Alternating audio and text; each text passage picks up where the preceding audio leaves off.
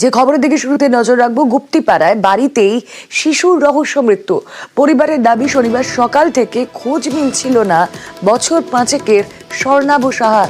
বাড়ির মধ্যে থেকেই নাকি উধাও হয়ে যায় শিশু। অনেক খোঁজাখুঁজির পরেও সন্ধান মেলেনি। পরে থানায় অভিযোগ জানায় পরিবার। স্নিফার ডগ নিয়ে এসে তল্লাশি চালায় পুলিশ। ড্রোন উড়িয়েও চলে তল্লাশি। আরও একবার জানাই আপনাদের, গুপ্তিপাড়ায় বাড়িতে শিশুর রহস্য মৃত্যু। পরিবারের দাবি, শনিবার সকাল থেকেই এই শিশুর খোঁজ মিলছিল না বছর 5-এর স্বর্ণাভ সাহা। বাড়ির মধ্যে থেকেই নাকি উধাও হয়ে যায় শিশু। আর তারপর স্নিফার ডগ নিয়ে এসে তল্লাশি, ড্রোন উড়িয়ে খোঁজ চালানো হয়, কিন্তু খোঁজ মেলেনি। পরে থানায় অভিযোগ জানায় পরিবার। আমরা তারপর দেখলাম গুপ্তিপাড়ায় বাড়িতেই শিশুর রহস্য মৃত্যু। কথা বলবো, সোমনাথ প্রতিনিধি রয়েছেন আমাদের সঙ্গে। সোমনাথ, বছর 5-এর এক শিশু হঠাৎ খুঁজে পাওয়া যাচ্ছে না, তারপর বাড়ি থেকেই তার বাড়িতেই তার রহস্য মৃত্যু। কি রহস্য পেছনে?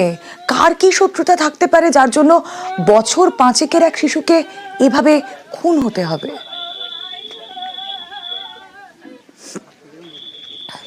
হ্যাঁ, দেখো রুমেলা, এটাই একদম যে বাড়ির মধ্যে একটি 5 বছরের শিশু কিভাবে রহস্যজনক মৃত্যু হয়, সেটাই গতকাল সকাল থেকেই নিখোঁজ ছিল ওই শিশুটি। বিভিন্ন রকম তল্লাশি করে এবং পুলিশ, গ্রামীণ পুলিশের সুপার, অতিরিক্ত সুপার, তিনি ঘটনাস্থলে আসেন এবং এলাকা পুরো চিরুনি তল্লাশি করে। বাড়ি, যেখানে এলাকার বাসীদের ঘর বাড়িগুলো পুরো তল্লাশি করে এবং যেসব জলাশয় রয়েছে সেসব জায়গায় ড্রোন উড়িয়ে দেখে যে কোনো জায়গায় কোনো রকম সমস্যা আছে কিনা, কোথাও কিছু পাওয়া যাচ্ছে না, কোনো ক্লু পাওয়া যাচ্ছে কিনা। এছাড়াও ওখান থেকে ডগ নিয়ে এসে সেই সব বিভিন্ন এলাকা ঘুরে দেখে, কিন্তু পুলিশের কোথাও একটু সন্দেহ ছিল। সেই জন্য গতকাল রাত্রিবেলা পুলিশ ওখানে মোতায়েন করা ছিল। পরিবার, যে শিশুটির পরিবারের পুরোপুরি বাড়ি ঘেরাও করা পুলিশ ছিল এবং ওই এলাকায় পুলিশ দেওয়া ছিল যে শিশুটি কোথায় যেতে পারে, এইটুকুনি বাচ্চা শিশু কোথায় খেলার। কিন্তু মা জানাচ্ছে যে সকালবেলায় বারবার আমি তাকে ডাকার পরও কিন্তু অন্যদিন সন্দেহের তীর কার দিকে? পরিবারের সঙ্গে তো কথা বলেছো, বাড়ির মধ্যে থেকে যখন শৌচালয় থেকে দেহ উদ্ধার হচ্ছে, তাহলে কি বাড়ির কেউ ইনভলভড?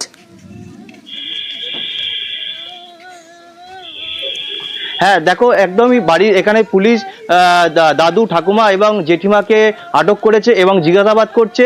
কেন গতকালকে ওই যে শৌচালয় গতকাল পুলিশ তল্লাশি করেছিল, কিন্তু গতকাল শৌচালয়ে কিছু পাওয়া যায়নি। কিন্তু আজ ভোরবেলায় কি করে ওই বাড়ির শৌচালয়ের মধ্যে ওই শিশুটির দেহ ওই শৌচালয়ের মধ্যে এলো, সেটাই প্রশ্ন উঠে আসছে এবং এলাকায় চাঞ্চল্য পরিবেশ তৈরি হচ্ছে। একটা যে পরিবারের মধ্যেই পুলিশের একটা আনুমানিক সন্দেহ হচ্ছে পরিবারের মধ্যেই কেউ এর মধ্যে জড়িত আছে কিনা, সেটাই হচ্ছে বিষয়। বেশ, রুমেলা, সকালে আমি ফোন পাইনি। আর সবই আমি বাড়িতে, আমাদের বাবা এসে কাছ থেকে আমার হাজবেন্ড এসে বলছে বাড়িতে একটু খবর দিলে আমি কিসে কোনো খবর পাবো বলো, বলছে ছেলেকে খুঁজে পাওয়া যাচ্ছে না। বলছি কি বলছো? দিদি আমি আসলাম, তখন আমার দিদিকে বললাম, দিদি রে আমার এমন সন্দেহ হয়, তো যা তো শ্বশুর আর তোর শাশুড়িকে। সকালবেলা আমরা সব এখানে বসে আছি, আর আমার দিদি শ্বশুর বাথরুমে ঢুকেছে, বলে কি এই বাচ্চা কার, এই বাচ্চা কার, এইগুলো মেরে এগুলো কিছু রাখেনি, পুরো নীল হয়ে গেছে, এত মার মেরেছে বাচ্চাটাকে কালকে। আমরা অবশ্যই পুলিশ এই মুহূর্তে সন্দেহের তালিকায় রেখেছে শিশুর দাদু, ঠাকুমাকে, কিন্তু পরিবারের এদের ওপর সন্দেহের কারণটা ঠিক কি জানার চেষ্টা করি। আমাদের প্রতিনিধি সোমনাথ রয়েছেন সঙ্গে। সোমনাথ, হ্যাঁ দেখো, প্রায় ওই যে শিশুটির মায়ের সাথে প্রায় জেঠিমা, দাদু, ঠাকুমা এদের সাথে প্রায় ঝামেলা লেগে থাকতো, অশান্তি হতো, এরকম প্রায়ই হতো। কিন্তু এইটা থেকেই গতকাল একটি মিসিং ডায়েরি করে। তারপরেই পরিবারের মা অভিযোগ করে, পুলিশকে জানায় যে তাদের উপরে একটু সন্দেহ রয়েছে, যে জেঠিমা, ঠাকুমা এবং দাদুর উপর সন্দেহ রয়েছে। কিন্তু যেহেতু ভোরবেলায় যে শৌচালয়, যে দাদুরা যে শৌচালয় ব্যবহার করতো, দাদুর পরিবার যে শৌচালয় ব্যবহার করতো, সেখান থেকে যখন শিশুটির দেহ উদ্ধার হয়, তারপরেই একটি সন্দেহ দানা বাঁধে এবং তারপরেই পুলিশ ঘটনায় 3 জনকে আটক করে এবং জিজ্ঞাসাবাদ করছে। বেশ,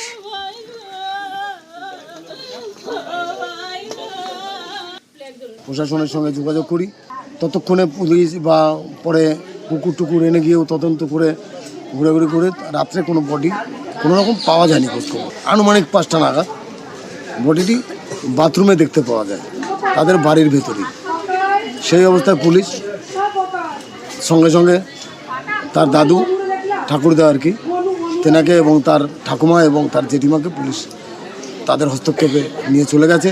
শিশুটিকে জিরাট আহমেদপুর হাসপাতালে নিয়ে যাওয়া হয় এবং জিরাট হাসপাতাল থেকে তাকে মৃত বলে ঘোষণা করা হয়। গতকাল থেকেই সকাল 8:30টার পর থেকে নিখোঁজ ছিল। পুলিশ এসে এখানে যথারীতি তল্লাশি করেছে, ড্রোনও ওড়ানো হয়েছে, পুলিশ কুকুরও এসছে এবং পুলিশ কুকুরও লোকেট করেছে বাড়ির আশেপাশে। এবার আজকে সকাল 5:30টার সময় দেখা গেল বাড়ির বাথরুমে বাচ্চাটাকে অচৈতন্য অবস্থায় পাওয়া গেছে। পরবর্তীকালে জিরাট হাসপাতাল নিয়ে যাওয়া গেছে, শুনলাম এখন ডাক্তাররা মৃত ঘোষণা করেছেন। ঘটনার তদন্ত ওসি বলাগড় নিজে করবেন। দ্বিতীয়ত ফাস্ট ট্র্যাক কোর্টে বিচার হবে, দৃষ্টান্তমূলক আসামিদের শাস্তি হবে এবং ম্যাজিস্ট্রেটের উপস্থিতিতে পিএমটা হোক। নাবালিকা প্রেমিকাকে খুন করে পুঁতে দেওয়ার অভিযোগ প্রেমিকের বিরুদ্ধে। ঘটনাটি ঘটেছে নদিয়ার ভীমপুর থানার আদাপোতা গ্রামে। অভিযুক্ত প্রেমিক ফারুক মণ্ডলকে গ্রেফতার করেছে পুলিশ। কি ঘটেছিল নদিয়ার ভীমপুরে জানার চেষ্টা করি। আমাদের প্রতিনিধি সমীর রয়েছেন সঙ্গে। সমীর, কি আক্রোশ থেকে এই ধরনের ঘটনা ঘটানো হলো এখনো পর্যন্ত পুলিশ জিজ্ঞাসাবাদ করে কি জানতে পেরেছে?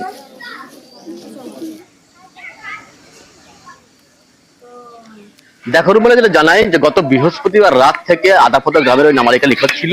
পরিবারে যেটা দাবি, রাত 1টা নাগাদ সে যখন বাইরে যায় ঠিক সেই সময় কয়েকজন তাকে কি অপহরণ করে নিয়ে যায় এবং সেই সময় পরিবারের লোক তারা বুঝতে পারে, তারা খোঁজাখুঁজি শুরু করেন এবং গতকালকে তারা থানায় লিখিত অভিযোগ দায়ের করেন এবং তারা জানিয়েছেন যে পাশের গ্রাম নারায়ণপুরের এক যুবকের সাথে ফারুক মণ্ডল, তার সঙ্গে ওই নাবালিকার ভালোবাসার সম্পর্ক ছিল এবং সম্ভবত সেই তাকে অপহরণ করেছে, এরকম একটা পরিবারের থেকে দাবি করা হয় এবং থানায় অভিযোগ দায়ের করা হয়। গতকাল কারণটা কি? অভিযুক্তকে গ্রেপ্তার করে এবং গ্রেপ্তার করার পর জিজ্ঞাসাবাদ করে জানতে পারে অপহরণের কারণ। পরিবারের পক্ষ থেকে ওই নাবালিকার সাথে ওই যুবকের বিয়ে দিতে রাজি ছিলেন না এবং সেই কারণে হয়তো জোর করে তাকে বিয়ে করার উদ্দেশ্যই তাকে অপহরণ করে নিয়ে যাওয়া হয় বলে পরিবারের পক্ষ থেকে দাবি করা হয়েছে। এবং এর পরিপ্রেক্ষিতে যখন থানায় অভিযোগ দায়ের করা হয়, অভিযুক্তকে পুলিশ গ্রেপ্তার করে গতকাল রাতে। তাকে জিজ্ঞাসাবাদ করার পরে পুলিশ জানতে পারে যে সেই এই নাবালিকাকে খুন করে মাটিতে পুঁতে দেওয়া হয়েছে এবং পাশে একটা খাল রয়েছে, খালের পাশে জঙ্গলে, গ্রামের খালের পাশে জঙ্গল থেকে জঙ্গলের মধ্যে তাকে পুঁতে দেওয়া হয়েছে এবং সেই জায়গাটাকে ইতিমধ্যে পুলিশ চিহ্নিত করতে পেরেছে এবং ঘিরে রাখা হয়েছে।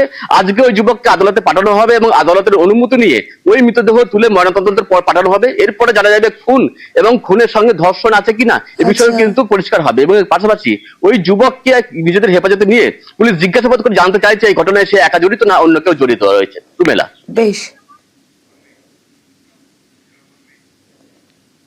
কমপ্লেন পেয়েছি মেয়ের বাড়ি থেকে। মেয়েটি 21 তারিখ থেকে নিখোঁজ ছিল, যদিও তারা কোনো এর আগে কমপ্লেন করেনি থানাতে। গতকাল রাতে ওনাদের কমপ্লেনের বেসিসে আমরা ছেলেটিকে অ্যারেস্ট করি এবং আজকে ছেলেটিকে পিসিতে আমরা পাঠাবো এবং ওর বয়ানের ভিত্তিতে আমরা জায়গাটা দেখবো যে কোথায় ও করে রেখেছে, স্পট ভিজিট করব, ওখান থেকে বডি রিকভারি করার চেষ্টা করব। আর আপাতত পিসিতে না নেওয়া অবধি এক্স্যাক্টলি কি ঘটেছে না ঘটেছে সেটা আমরা বলতে পারবো না, তবে স্পেসিফিক কমপ্লেন আমরা স্টার্ট করেছি আর জরুরি পদক্ষেপ আমরা নেব।